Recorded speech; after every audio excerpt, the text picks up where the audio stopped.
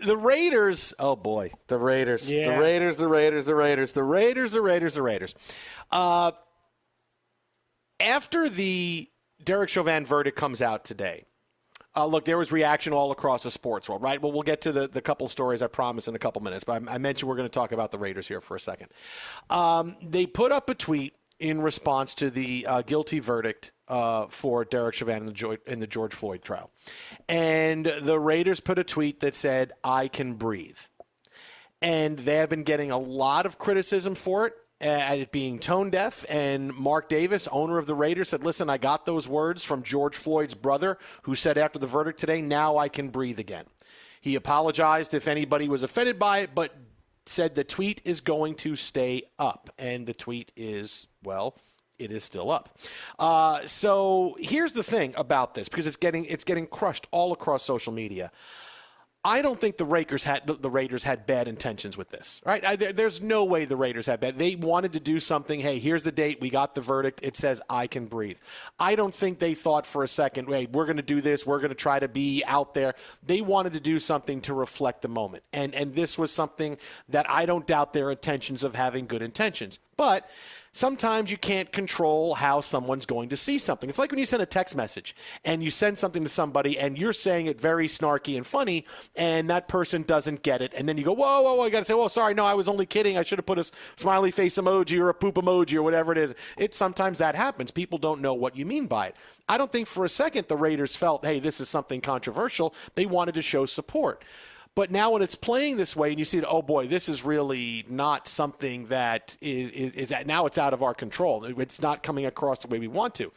This is where you kind of say, okay, we get it. We were trying to come across and reflect the moment. We took it from George Floyd's brother's words. We're sorry. We should take it down and understand everything. But instead, when you go, nope, we're not going to leave. We're going to leave it up. It's a bit of, okay, so are you really apologizing? Are you really sorry you offended people? Or you're leaving it up because you have another reason to leave it up? Suddenly now you throw out instances that make me think, is there another reason why you put this tweet up? I didn't think about it before. I thought, boy, that's really tone deaf. And if the Raiders came out, apologized, we didn't think it would come across this way. This is why we did it. Thank you. This is not what we meant. You delete the tweet and you move on, right? And that's how it goes.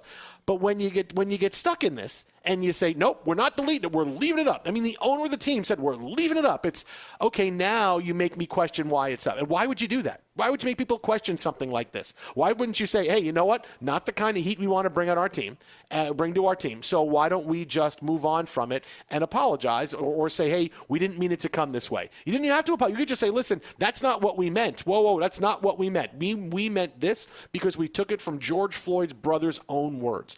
And then, but okay, we understand how you feel, so we're going to take this down. And I don't get why they decided to say, no, we're going to stand on this hill when it comes to not deleting this tweet. This isn't a sports hot take. This isn't one of those sports hot takes. Jason, delete this tweet about Steph Curry not being as great as everybody says he is.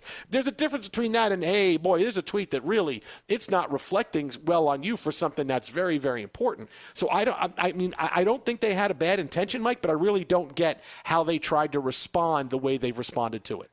Well, Mark Davis comes out and says that it was his call, right, and that it wasn't, because originally it was, wow, who on social media would have okayed this? And everybody immediately going, no, something like that isn't going to go without at least a VP level. And instead, you find out it's ownership altogether. One of the first to comment on it, Amy Trask, our friend and longtime Raiders exec, not only is this horrific, it's heartbreaking. If we hear thunder, it will be Al. But certainly over the course of the day, in reading in social media and keeping apprised of all events heading into the verdict being read, there were a lot of people that were, expressing their anxiety, their frustration, their fears and everything on social media, oftentimes related to, the, shortness of breath and things of that nature. And I don't think they were making light of anything or really even tying it back. It was just their own experience of the day of just trying to get through the emotions that were welling up inside them. And I have to wonder if on some level that's, and he did so so ineloquently. If Mark Davis was trying to capture a piece of that, and certainly from the Floyd family, right? He references his brother and said, if I offended the family, well, if the family reaches out, then perhaps it goes away, right? But Mark Davis, is I guess sticking to this. I thought this was appropriate for the day, that there was some level of relief. So I'll stay with it. As of now, it's their pinned tweet on their account at Raiders. About 24,000 comments, 59,000 quote tweets, and just over 23,500 likes.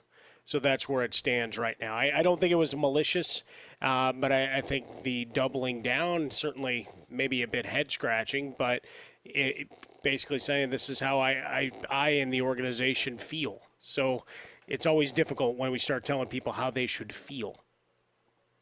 Yeah, it's like I said, it's not the initial. It's the how do you double down on that, knowing full well, okay, this didn't come across how you wanted it to, right? They wanted to come across, we support everybody, we support victims in this, and George Floyd and his family, but it didn't come across that way. So you say, no, I'm sorry, no, that's what we said. Well, whoa, why are you bringing more notice upon you and potentially more of an ill look at your organization? I don't get how that is it. Because that screams to me of, here's an owner who's saying no one tells me what to do, and I'm going to do this, and I'm the owner of the Raiders, and no one's going to get on social media and tell me this is what I should do for this. There's no way that's going to happen. That's what that kind of tells me, because he's the one that talked about it. I mean, when's the last time we've seen a tweet happen and we've gotten the owner to respond directly to it? Normally we get it from the PR director, or here's a team vice president or something saying we're dealing with this. You had the owner step up and say this.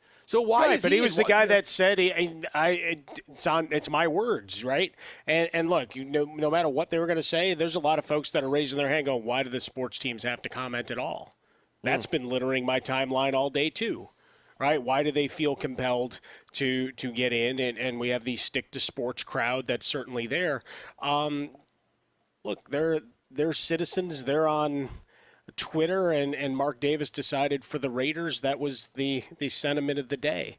And again, he apologized to the family, said if they don't like it, then I apologize. But as for everybody else, like, you're going to feel about it how you're going to feel about it. If you're going to then retract anything you say, because a couple of people, in this case a lot of people, get mad at you, I don't know, because it went to TMZ almost immediately. And I'm certainly not saying that this should have ever gone up, but I understand his logic. Like, once it's out there, it's like, all right, it's going to live there that we put it up, and it's going to stay there, and people are going to feel about us how they're going to feel about us. Again, as Mike said, it's now a pinned tweet. They have now doubled down on it, and it's just now you wonder who's going to blink first. Are they going to blink? They're going to leave it up? I can't believe it, because the Raiders, it's at the top of what's trending right now on social media. Not that you always have to say what, but you see the stir this has caused, and still we're doubling down on it, and sometimes I just don't get it.